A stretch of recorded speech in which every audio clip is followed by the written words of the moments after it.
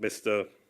Alphonsus Daniel, President of the Caribbean Water and Wastewater Association, the Honourable Carl Samuda, Minister without portfolio in the Ministry of Economic Growth and Job Creation, with oversight responsibility for water, visiting ministers of government, members of the Diplomatic Corps, international organizations, and the Consular Corps, Senator Aubin Hill, Chairman of the National Water Commission, members of Parliament, Bishop the Honourable Conrad Pitkin, Custos of the Parish of St. James, His Worship the Mayor, Councillor Homer Davis, Mayor of Montego Bay, and other mayors who are here, Mr. Mark Barnett, President of the NWC, Mr. Vincent Sweeney, Head of the United Nations Environment Program, Mr. Timothy Delabare of Vinci Construction Group, Jamaica, Mr. Christoph Boschbach of Deal Metering, Mrs. Doreen Prendergast, co-chair of the CWWA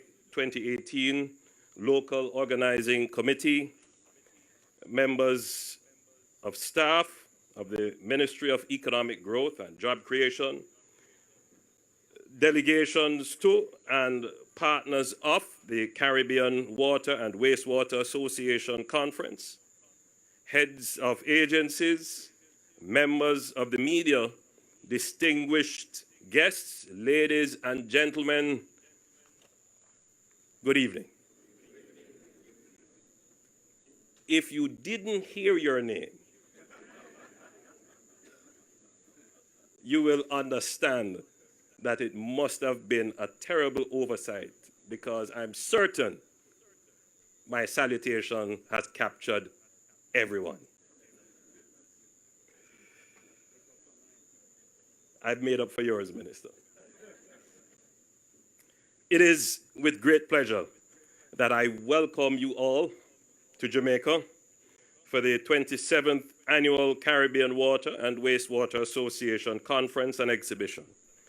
Your conference theme, Climate Resilience, Innovation, and Partnership for Sustainable Water and Wastewater, is not only timely, but synergetic with the Jamaican effort.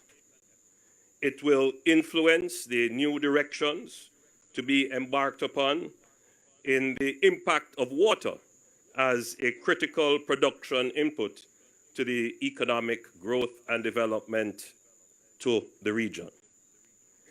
The CWWA is a solutions leader in identifying sustainable climate resilient interventions within our region. I congratulate your work, which is based on research and development and application of advanced technologies in water, wastewater, and solid waste in our natural and built environments. Your deliberations on climate resilient infrastructure, the state of regional planning and investment, will be very important to the business model review now taking place in Jamaica's own National Water Commission. These are critical considerations for our small island developing state in terms of the context of obvious economic limitations. With climate change being the most important challenge to the water sector, a regional strategic action plan is critical. And the government of Jamaica is very eager to see the action plan, as this will help to guide the response of the public sector to the issues facing the water sector. The UN World Water Development Report 2015 defines water as the core of sustainable development. Its availability is integral to improving social well-being and fostering inclusive growth. The global community has demonstrated an awareness of and a commitment to addressing wastewater and sanitation issues by the creation of multi-stakeholder and country agreements. These span the Millennium Development Goals, International Development Goals, the Paris Agreement, the Basel Convention, and the Protocol concerning pollution. The United Nations Development Goal number 6, to ensure access to water and sanitation for all, aligns with Jamaica's policies and programs. And I believe this to be the case with most countries in the region, which already report access levels well above 90%. Now, mind you, when I saw the report from my own ministry saying that Jamaica had access levels above 90%, I questioned it, because as a politician going out into the rural areas and into the communities, that would not appear to be the case. And I see here a colleague MP who I'm certain every day would have the same complaint about access to water. And the mayor of Montego Bay is nodding his head in agreement. Mind you, access means having a water supply within 100 meters of your residence. But that sets the problem. That is the problematique, if you will, because in today's world, the expectation is to have water right in your residence. And that is not an unreasonable expectation. Right, Minister? After all, water is life. And of course, Jamaica is the land of wood and water. So that sets the stage for our problem. The demand of the society to have potable water within the curtilage of their residence, and to have access to water for irrigation, for agriculture.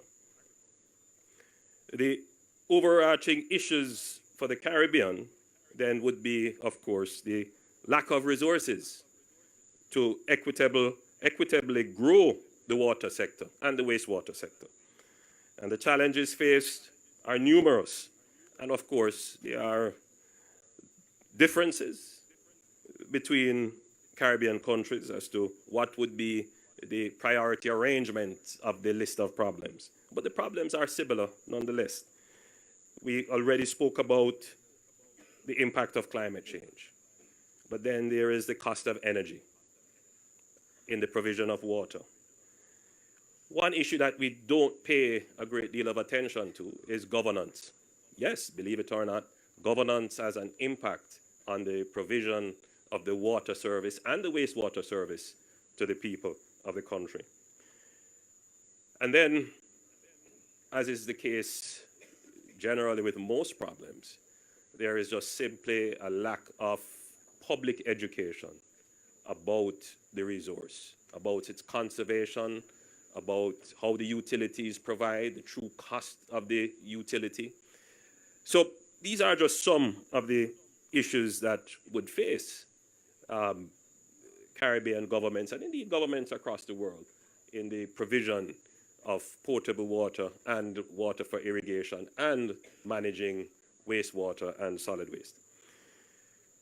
So how do we treat with this now from a national perspective? In light of these regionally recognized challenges to water, Jamaica, which shares similar problems to the rest of the region, we have started by having a review of the corporate governance and the business model of the National Water Commission. The NWC's current business model, we realize, at times limits its ability to fulfill its own mission, leading to difficulties in raising capital or even meeting regulatory targets. And at the same time, the cost of water services is approaching unaffordable levels. In light of these challenges, the NWC and the government of Jamaica are resolved to exploring new business models, including corporatization of public-private partnerships to transform water sector performance. So far, the prioritized options under consideration are, and we have started this already, the rapid non-revenue water reduction using performance-based contracts. Then we are now seeking to reorganize the NWC, in fact, changing its form from a statutory body to a company registered under the Companies Act. And then we're looking at raising equity finance by listing shares of the new corporate entity on the Jamaica Stock Exchange. And then we're also looking at delegating services to private providers to function as concessionaires within the service provision of water. These are all new models for the provision of the water service that we have to consider if we are to meet the growing challenges of providing accessible, high-quality water services to our people. Of course, there will be always challenges whenever we seek to enter upon a new paradigm in the provision of what is considered to be a public service. And it goes back to one of the problems that we have identified. How do we bring the public to the understanding that there can be new models in the provision of a public service that does not in any way place at detriment the equity and accessibility of the provision, but instead could actually increase the availability, increase the quality, while at the same time reducing the cost to the consumer. We are mindful that it will not be an easy debate. We are mindful that there will be pushback. But as the challenges to the provision of water grows and the expectation of the public grows, the government has to respond with creative, innovative measures that can bring solutions to the problem. So, as Jamaica's principal water service provider, and in keeping with your conference theme of climate resilience, innovation, and partnership for sustainable water and wastewater development, the NWC is charged with the responsibility of satisfying the island's most critical water supply and wastewater service needs.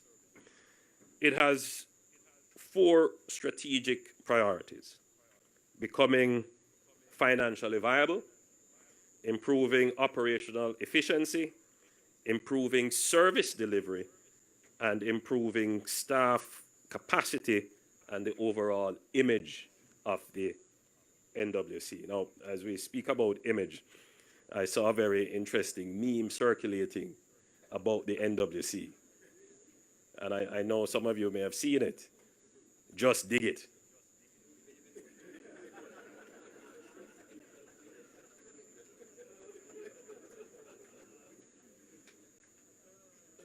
Mr. Chairman,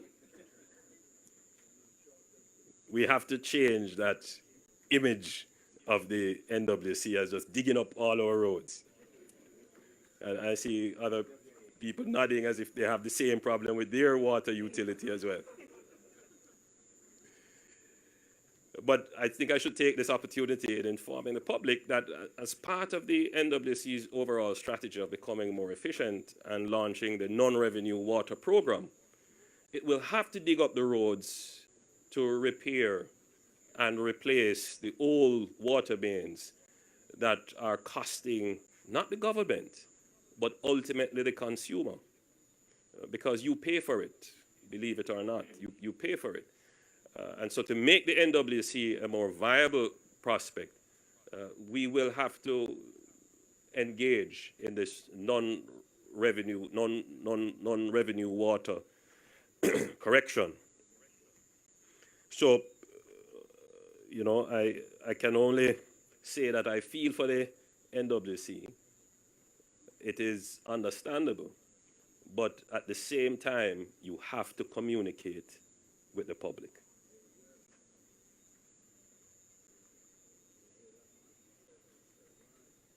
So the NWC is undertaking close to 100 projects, and they're at varying stages. So let me start outlining these 100 projects. I'm just kidding. My voice is about to give out, so I can't go to 100 projects. One of the projects which we are very proud of is the Artificial Aquifer Recharge Project. And I'll leave Mr. Barnett to explain what that is, but of course it's like natural storage. It is using an existing aquifer, recharging it, putting in groundwater in it. And that is significant. That's 5 million gallons daily. And that, of course, has significantly assisted the parish of St. Catherine and the greater Spanish Town and urban communities. I've mentioned, of course, the non-revenue water reduction project. That is a $42 million project, which is ongoing for the Kingston metropolitan area, but it is also in some rural parishes as well. And at the end of it, we'll not only have corrected a significant percentage of the leakage, but we would have now digitized our mapping of our water network, which helps for better management and detection. Yes, so just dig it. Then there is the smart metering program. And while I'm on smart metering, for our guests, you would have seen the performance of one of our primary schools, and you may be wondering, what is it that they're talking about? So let me do some translation. So they're talking about another utility, telecommunications, cellular phone service packages, where you can buy telephone credit to make calls. And they're complaining that they buy a package, and the package is an advertised amount, but by the time they put it on their phones, and then they're ready to make a call, their credit has disappeared. They're unable to make a call, and they're questioning this. So that immediately just struck me, because I suspect that is why the NWC has not yet rolled out their prepaid water package.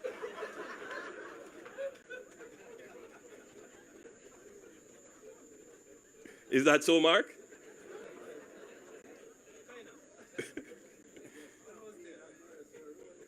So the smart metering project will see the installation of 450,000 state-of-the-art water meters at a cost of 37 million euros in the Kingston and metropolitan area. And it is the intention that we will go island-wide with the smart metering over the next 5 years, and that could potentially cost 114 million US dollars when the project is finally complete. And I'm almost certain that the prepaid option will be a contemplation for the provision of the water service, but with packages that will last a little longer. And I know that you have done some testing, and you're doing testing currently. So very soon, John Rollins will be making a skit about the experience. Another area in which we're looking at new modalities, and I believe they have been successful, is in the construction of a 15 million gallons per day water treatment plant at Content in St. Catherine. And this is being done on a 20-year PPP for 60 million US dollars. It will serve 500,000 persons in the Kingston metropolitan area. And this project will improve the reliability and climate resilience of the water supply in Kingston and neighboring communities. We're not forgetting the rural areas, because for many of you who are from the Caribbean, providing water to rural areas can be a major challenge. The infrastructure cost, the capital cost, and then when you look at the recovery based upon the infrastructure capital outlay, you find that there is a significant challenge. But the truth is that rural people deserve water just as much as urban people.